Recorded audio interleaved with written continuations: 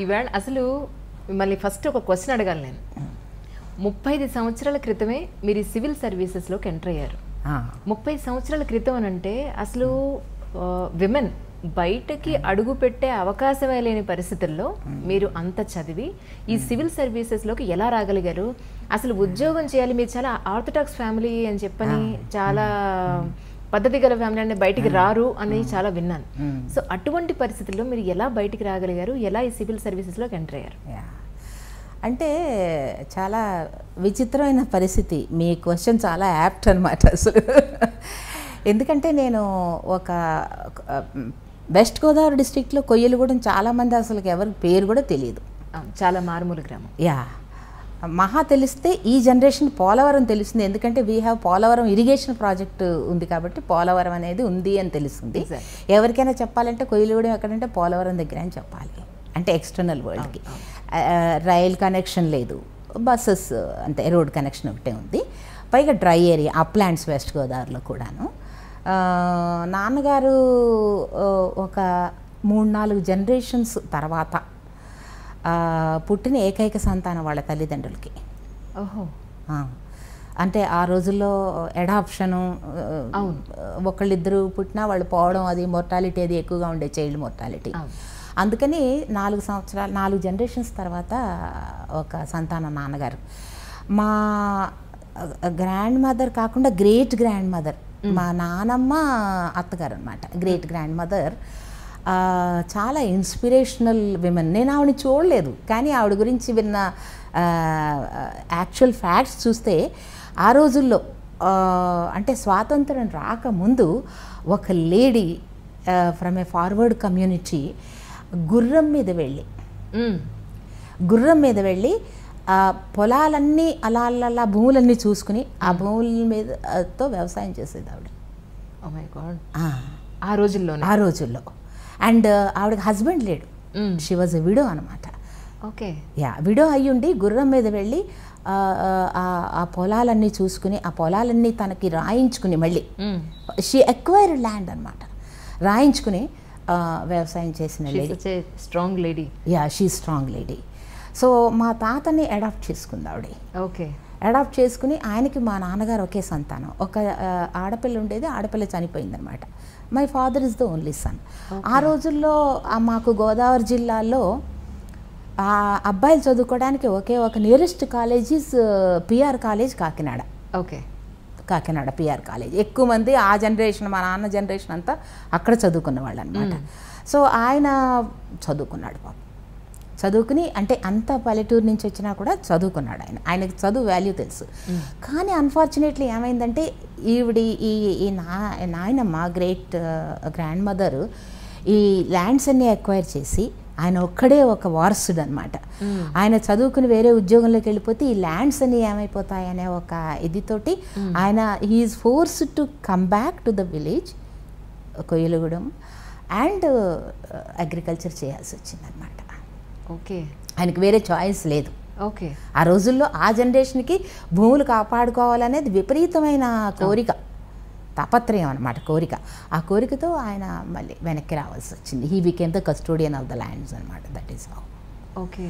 So దాని influence వల్ల ఏమో కానీ ఆయనకి my mother comes from irrigated area, forward area. Achanta అని ఈజ్ వెరీ, అది 3 crops, చాలా ఫార్వర్డ్గా ఉంటారు ఆ ఫార్మర్స్ అంతా కూడా. ఇప్పటికి కూడా they are one of the best paddy farmers అనమాట.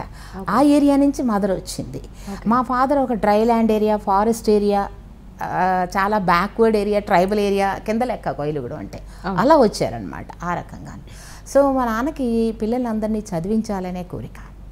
అండ్ మోర్ ఓవర్ 4 జనరేషన్స్కి ఎవరు లేకపోవటమే కదా, కానీ ఎక్కువ మంది పిల్లలు ఉండాలనే ఒక ఆలోచన కూడా అనమాట.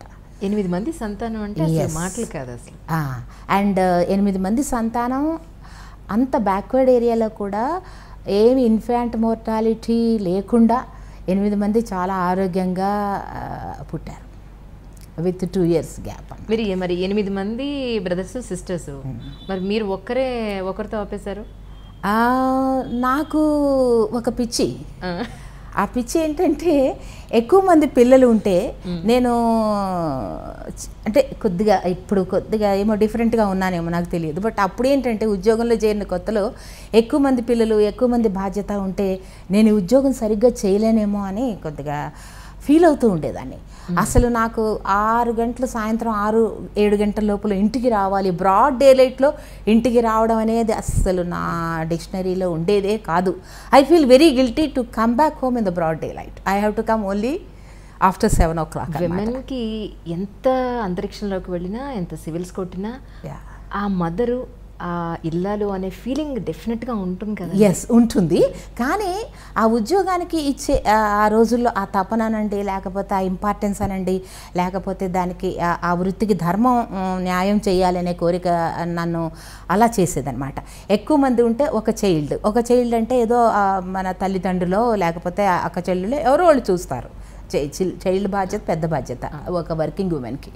నేను 2 తీసుకుంటే మళ్ళీ మెటర్నిటీ 9 months తర్వాత బాధ్యత, ఒకళ్ళకిద్దరు బాధ్యత. నేను ఉద్యోగం సరిగ్గా చేయలేనేమో అని చాలా గిల్టీ ఫీలింగ్తో నేను ఉండేదాన్ని అనమాట. అందుకని చాలామంది నన్ను అడ్వైజ్ చేశారు, ఎందుకు 2 ఆఫీసర్స్ నువ్వు 1 చైల్డ్తో ఎందుకు స్టాప్ చేస్తున్నావు అంటే, నేను తీసుకున్న ఎక్స్ట్రీమ్ డెసిషన్ నాకు తెలుసు. ఒక లోన్ చైల్డ్తో ఎలాంటి ప్రాబ్లమ్స్ ఉంటాయి అనేది నాకు తెలిసినా కూడా ఆ డెసిషన్ తీసుకున్నాను. బట్ నా చైల్డ్ని ఎప్పుడూ నేను లోన్లీగా ఉంచలేదు. వాడి కజిన్స్ అందరూ వాడితో ఉండేవారు, అలాగే వాడి ఫ్రెండ్స్ అంతా కూడా నా ఇల్లు వాళ్ళ ఫ్రెండ్స్కి ఇల్లు అనమాట. అలాగే ఎప్పుడు కూడా ఫ్రెండ్స్తో కజిన్స్తో ఈ వాజ్ నెవర్ అలోన్. అలాగ పెంచాను వాడిని అనమాట. ఏ రకంగా కంపెనీకి లోటు లేకుండా పెంచాను. అప్పుడు ఒకసారి మళ్ళీ వెనక్కి పెడితే మీ నాన్నగారు అప్పుడు వ్యవసాయం ల్యాండ్స్ అవి చూసుకుంటూ ఉండేవాళ్ళు. మరి 8 మంది పిల్లలు ఇంట్లో ఎలా ఉండేదండి ఆర్థికంగా? ఎటువంటి పరిస్థితులు ఉండేవి? అసలు చెప్తే నమ్మరండి, ఆయనకి ఒక 250 ఎకరాలు ఉండేదండి. దాన్ని వేరు ఊళ్ళల్లో ఉండేది మేనేజ్ చేయలేకపోయాడు ఒక్కడు. మేనేజ్ చేయక ఒక 150 ఎకరాల వరకు ఆయన కాపాడాడండి. ఇప్పటికి కూడా ఆయన హ్యాండ్ ఓవర్ చేశాడు పిల్లలకి. ఆ రోజుల్లో చాలా ఎక్కువ ల్యాండ్ పిల్లలకి ఇచ్చేది లేదు, దాన్ని ఏదో చేసేసేదన్నమాట. అది ఆయన గ్రేట్నెస్ అనాలి. తర్వాత నేను అనుకుంటాను, ఒక చైల్డ్గా నేను అప్రిషియేట్ చేసేదాన్ని కాదు. ఆయన వ్యవసాయం చేసేటప్పుడు వడ్లు పండించింది.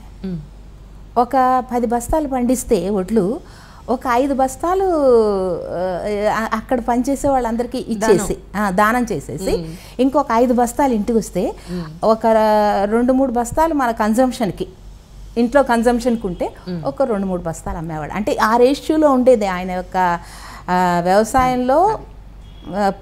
అంటే డబ్బులు సంపాదించే విధానం ఆ రేషియోలో ఉండేది. ఉదాహరణకి మాకు ఒక మామిడి తోట ఉండేది, పెద్ద తోట, 40 ఎకరాల మామిడి తోట. ఆ మామిడి తోట మాకు మామిడి పళ్ళు వచ్చినప్పుడు పెద్ద పని ఇంటికి పాతికి ఏంటంటే పంచిపెడతాం. పంచిపెడతాం.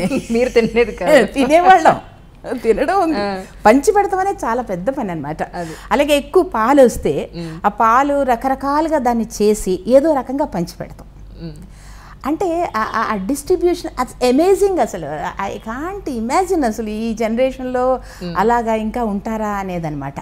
అలాగా ఆ రకమైన దానగుణం, దాతృత్వం ఉండేది. కాబట్టి మీరు చెప్పినట్టు ఫైనాన్షియల్లీ వీవర్ ఓకే. అంటే యాజ్ చిల్డ్రన్ అంత పల్లెటూరులో ఉన్న హార్లిక్స్ తాగేవాళ్ళము, బోర్న్విటా తాగేవాళ్ళం, మంచి ఫుడ్ తినేవాళ్ళము, బట్టలు కూడా ఒక మాదిరిగా వేసుకునేవాళ్ళం. కానీ మాకు కారు లేదు. అది మీ పాపం పిల్లల్లో బాగా ఫీలింగ్ ఉండిపోయినట్టుంది. కారు లేదు, స్కూటర్ కూడా లేదు. మా నాన్నగారు సైకిల్ మీద వెళ్ళేవారు. ఎక్కడికి వెళ్ళాను సైకిల్ మీద వెళ్ళి ఆర్టీసీ బస్ ఎక్కి వెళ్ళేవాడు ఆయన. ఈ వుడ్ హ్యావ్ బాట్ 4 cars ఆ ప్రాపర్టీకి. ఆ రోజుల్లో అంత ల్యాండ్ ఉండి ఎస్, ఈ రోజుల్లో మనం చూసుకున్నట్టయితే అంత ల్యాండ్ ఉంటే ఏ కారులో ఏదైనా చెయ్యొచ్చు. కానీ ఆయన సైకిల్ మీద వెళ్ళి వ్యవసాయం చేసేవాడండి. ఎక్కడికైనా వెళ్ళాలంటే ఒక మామిడి పళ్ళు కానీ లేకపోతే ఏదైనా ఒక వ్యవసాయంలో పండించిన పంట, ఉదాహరణ పల్సెస్, అవన్నీ బస్సులో టికెట్ కొనుక్కుని ఆ లగేజ్ టికెట్ కొనుక్కుని వెళ్ళి ఇచ్చేవాడు ఆయన ఫ్రెండ్స్కి. ఈయన వెళ్ళి తీసుకెళ్ళి ఇచ్చాడు, పని వాళ్ళ చేత పంపకుండా. ఎంతో అభిమానంగానమాట. That is the simplicity. My father నాకు ఒక చిన్నప్పుడు నాకు ఒక ఫీలింగ్ ఏంటంటే, ఏమిటి ఈయన ఇలా ఉంటాడు, ఎందుకు ఇంత సింపుల్గా ఉంటాడు, ఎందుకు ఈయన వెళ్ళి పంచిపెట్టాలి, పంపించవచ్చు కదా, ఒక అది ఉంటుంది చూసారా. చాలా వ్యతిరేకంగా ఉండేది ఆయన పాలసీస్కి. ఇప్పుడు మీరు ఇలాగే ఉన్నారా, అలా మీ నాన్నగారిలో ఉన్నారా? నేను నాన్నగారిలో లేనండి ఇప్పుడు. లేరా? లేను. ఎందుకంటే ఆ పరిస్థితులు ఇప్పుడు లేవండి. ఆ అంటే పరిస్థితులు అభిమానించే మనుషులు కూడా కనిపించట్లేదు. లేదు, కనిపించట్లేదు. బట్ కొన్ని ఉన్నాయి. ఎందుకంటే నాకు ఇప్పుడు కూడా ఒక మనుషులతో ఉండాలి, మనుషులతో స్నేహంగా ఉండాలి. వీలైతే మనుషులకి ఏదైనా సహాయం చేయగలిగితే, ఆర్థిక సహాయమో మాట సహాయమో ఏదైనా సరే, అది ఏంటో నేను చెప్పలేను. నా పొజిషన్ వల్ల, నా స్టేటస్ వల్ల సహాయం చేయాలనే ఒక గుణం ఉంది, కానీ ఆయనలా మాత్రం ఉండలేనండి. ఆయన అసలు కంప్లీట్లీ ఒక రకమైన సెల్ఫ్లెస్ పర్సన్ ఆయన. ఓకే. మా అమ్మగారు కూడా ఆయనకి తగ్గ సహధర్మచారిణి అనమాట. అనౌన్స్మెంట్ లేకుండా లంచ్ టైంకి ఒక 4 గెస్ట్ని తీసుకొచ్చేవారు. మై మదర్ ఆల్వేస్ ఎవరో వాళ్ళు వస్తారని తెలుసు అనమాట.